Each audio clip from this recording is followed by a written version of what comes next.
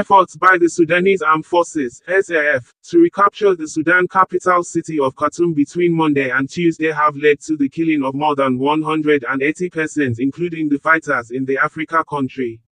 Residents said there was intensified fighting in Omdurman since Tuesday early morning, leading to several artillery fired from Khartoum north by the Rapid Support Forces (RSF). According to the residents, the artillery fired landed on civilian homes in Omdurman, and those injured rushed into Al-Naur Hospital, where it is currently said that there is blood shortage for those in need of transfusion. Since April 15, 2023, a rivalry between General Abdel Fattah al-Burhan and Vice President Mohammedi Hemedti Hamdan Dagalo, the heads of the military and of the paramilitary Rapid Support Forces (RSF), respectively, began war, leading to millions of people displaced.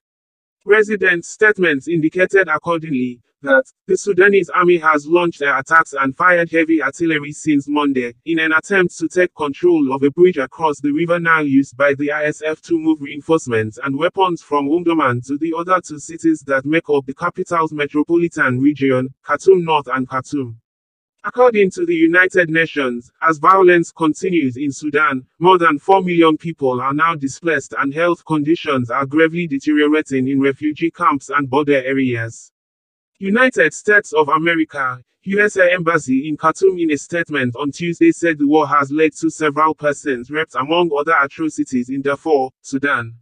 USA Embassy statement reads in quote, "The Troika, Norway, the United Kingdom, and the United States condemn in the strongest terms the ongoing violence in Darfur, especially reports of killings based on ethnicity and widespread sexual violence by the Rapid Support Forces (RSF) and allied militias. We call on all parties to immediately cease attacks and prevent the further spread of fighting. Those responsible must be held to account. Full access to conflict-affected areas must be granted so that abuses can be properly investigated and so that life-saving humanitarian aid can reach survivors who urgently need it. We are gravely concerned about reports of a military build-up near El Fasher, North Darfur, and Niala, South Darfur, where further violence will put more civilians at risk. The expansion of the needless and ruinous conflicts between RSF and the Sudanese Armed Forces (SAF) to Darfur has caused incalculable human suffering. Those responsible for any atrocities against civilians, especially those including conflict-related sexual violence and the targeting of humanitarian relief actors, medical personnel, and other service providers, must be held to account. We remind the parties to the conflict of their obligations under international humanitarian law related to the protection of civilians. We call on all parties to the conflict to enable humanitarian access in Darfur and throughout the country. The SAF and the ASF must silence their guns and find a negotiated exit from the conflict they started. The security forces must relinquish their hold on power to a civilian transitional government that fulfills the Sudanese people's aspirations for freedom, peace, and justice. RSF in a statement said over 174 Sudanese soldiers were killed during the fighting on Tuesday, adding that the Sudanese Armed Forces took over the Al-Naur Hospital and drove away civilian patients to create space for its wounded fighters. The Rapid Support Forces (RSF) statement reads in quote, "The Sudanese Armed Forces (SAF) and its allied militias linked to the former regime have occupied Al-Naur Hospital in Omdurman, converting it into a military barracks to tend to their wounded soldiers, as confirmed by a hospital doctor." Earlier today, the SAF and its allied militias were swiftly defeated by the Rapid Support Forces (RSF). Later, the SAF forced the hospital's medical staff to evacuate all their civilian patients and solely care for their injured soldiers, who presently number around 300, according to doctors.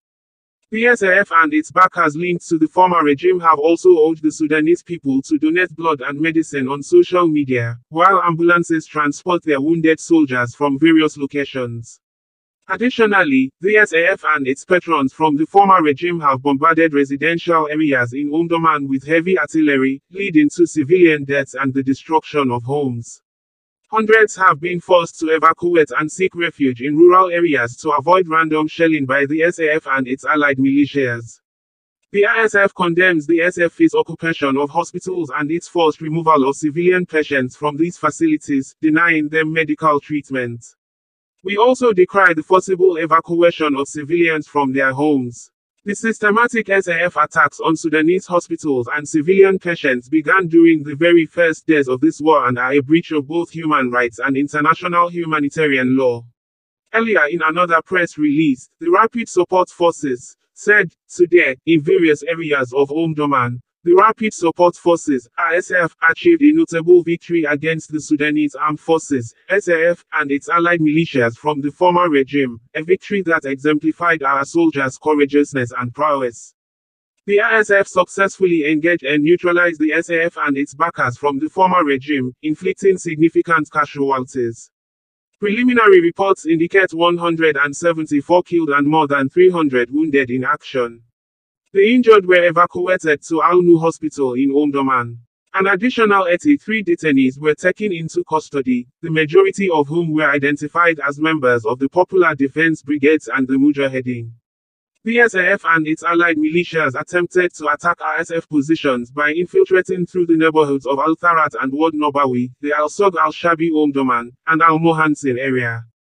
Our brave soldiers were fully alert and ready and repelled the SAF and its supporters, who fled, leaving behind their wounded, dead bodies, equipment, and vehicles which are now being inventoried. Our valiant forces continue to secure successive victories, driven by the resolve of the people of Sudan and their commitment to freedom, justice, equality, and democracy.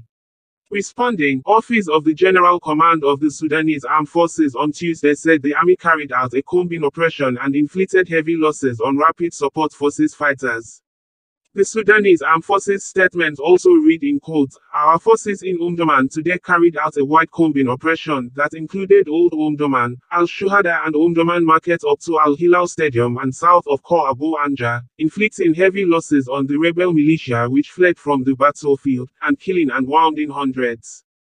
Several have also been captured, including the rebel captain Salah Hamdan, brother of the rebel Omar Hamdan, while he attempted to flee from the battle. Our forces suffered 4 martyrs and several injured. Our forces accomplished their planned mission successfully and will continue in combing and directing strikes against the enemy until every last inch of cleansed from the deaths of the rebels and mercenaries. Heaven and eternity to our glorious martyrs. Our prayers for speedy recovery to those injured. Victory from Allah is near."